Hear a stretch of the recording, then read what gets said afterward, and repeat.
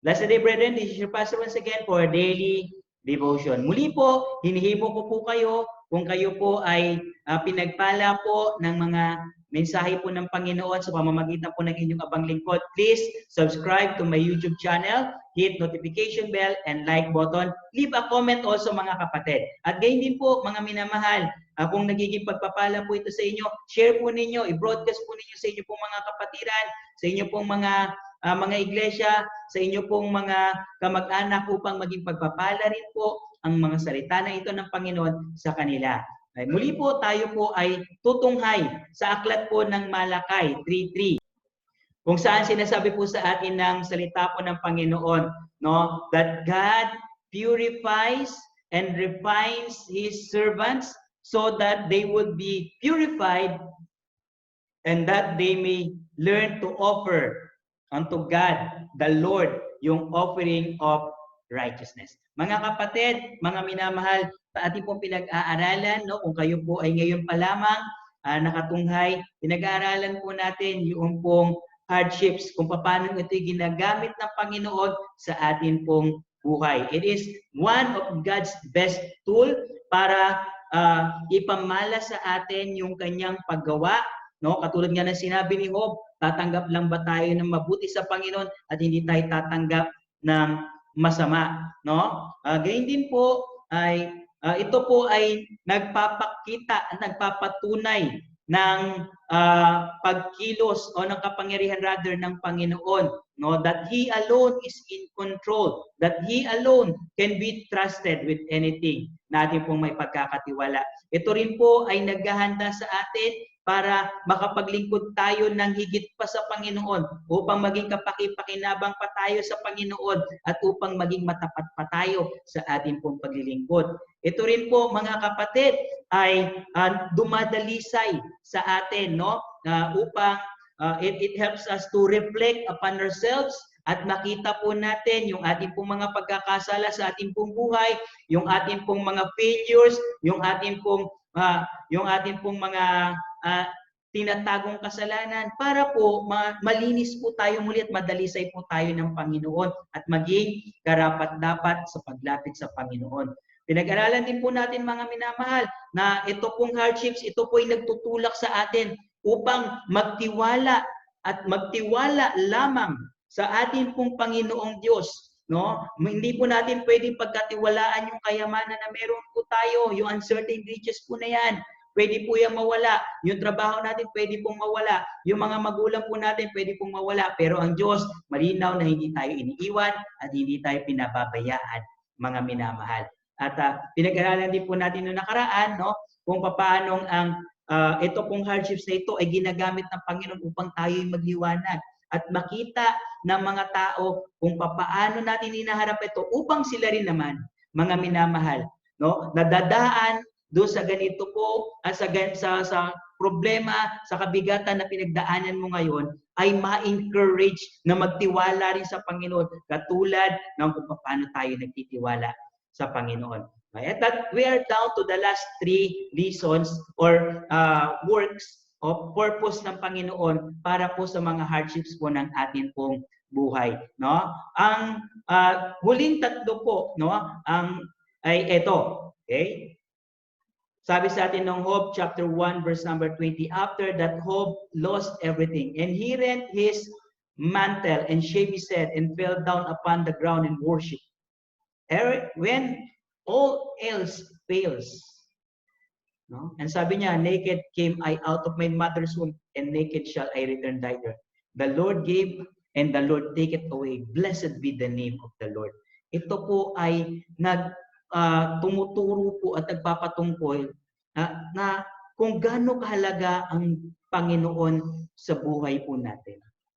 No? Nabasa po natin kanina sa aklat po ng Habakuk, no, na mawala na ang lahat, no? Sabi ni Habakuk, sa Panginoon pa rin ang aking kagalakan. Parang kay Job, nawala na ang lahat sa kanya, pero pinuri niya pa rin ang pangalan ng Panginoon.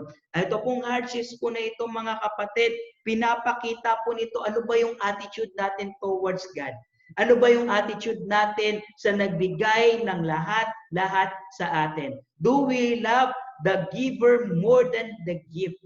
Pinapakita po nito kung gaano kahalaga sa buhay mo ang Diyos. When everything else is ay nawala na, natanggal na, nawalan ka na ng trabaho, namatayan ka ng mahal sa buhay, nagkasakit ka pa, no? We will learn that God is the best treasure na meron po tayo.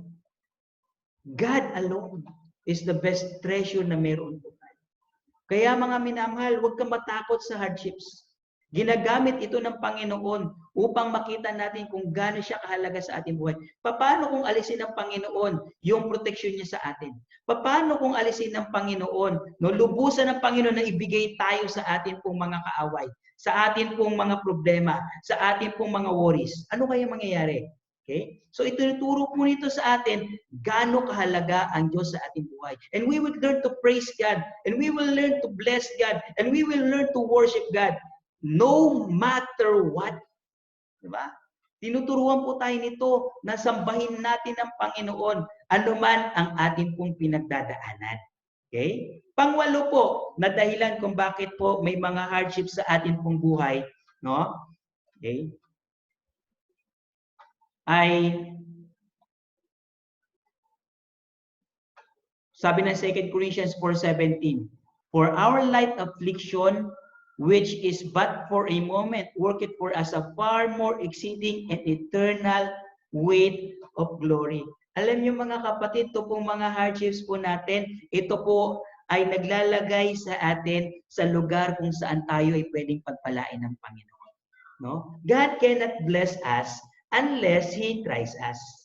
Unless we prove ourselves to be tawag dito, karapat-dapat worthy of being blessed. No, mga kapatid.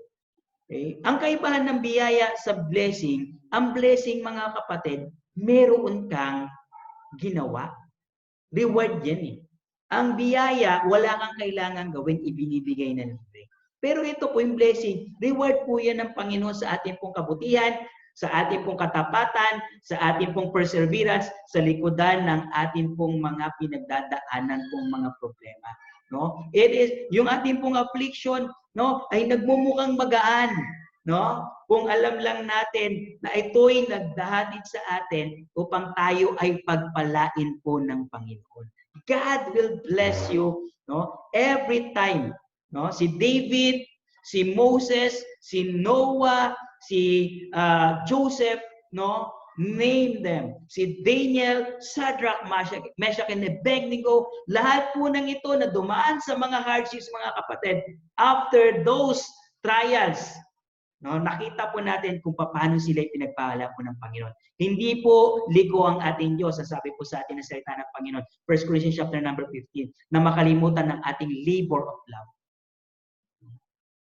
Kaya tayo po'y maglingkod sa likodan po ng mga hardships na meron po na ito. Sapagkat tayo nag-iipon, hindi lamang ng blessing na dito sa mundong ito, kundi blessing sa eternity. Yan po sabi dito it worketh an exceeding and eternal weight of glory for us. At panghuli, no, mga kapatid, ano ba ang purpose ng Panginoon kung bakit may mga hardships? Minsan nakakalimutan natin ito. Ano po yun? Yung purpose ng chastisement ng Panginoon. Bakit tayo dumadaan ng mga hardships na ito? Hebrews chapter 12 verse number 5 sabi sa atin dito, and ye have forgotten the exhortation which speaketh unto you as unto children. My son, despise not thou the chastening of the Lord, nor faint when thou art rebuked of him. For whom the Lord loveth, he chasteneth and scourgeth every son whom he receiveth. Alam niyo mga kapatid, no, tayo po ay maging maingat po. Hindi lahat ng pinadadala ng Panginoon sa atin na paghihirap, pagsubok. Minsan ay palo din po ito.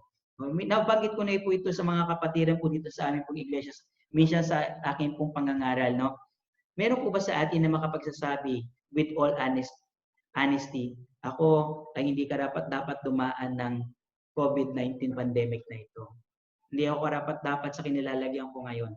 No? Because I am faithful unto God buong buhay ko. I am faithful unto God Faithful ako nag-aaral ng salita ng Panginoon. Faithful ko sinusunod ang salita ng Panginoon. Faithful kong pinangangaral ng salita ng Panginoon. Faithful ako nagpapakita ng aking patotoo. No? At sa conclusion po namin mga kapatid, wala po ni isa sa atin. Wala po ni isa sa atin mga minamahal ang pwedeng sabihin, no, na at mayroong tapang ng loob na magsasabi ng hindi man lang kikilabutan na hindi siya karapat-dapat sa mga paghihirap sa buhay. Minsan, mga kapatid, kailangan natin ito, no? Pagkat binibigay ito sa atin ng Panginoon kasi po palo ito sa atin. So kapag nakita po natin ito po, yung mga hardships po nito, atin pong sukatin at limiin po yung atin pong sarili, no? Okay, so suriin po natin yung atin pong sarili. Ano po ba ang aking nagawa? Baka naman meron akong ginawang kasalanan sa Panginoon. Baka naman meron akong ginawang pagkakamali. Baka naman meron akong hindi ginawa na pinagagawa ng Panginoon. Kaya nasa miserable kalagayan ako ngayon. So ito po mga kapatid, ito po ang mga dahilan kung bakit po tayo binibigyan ng hardships po ng Panginoon.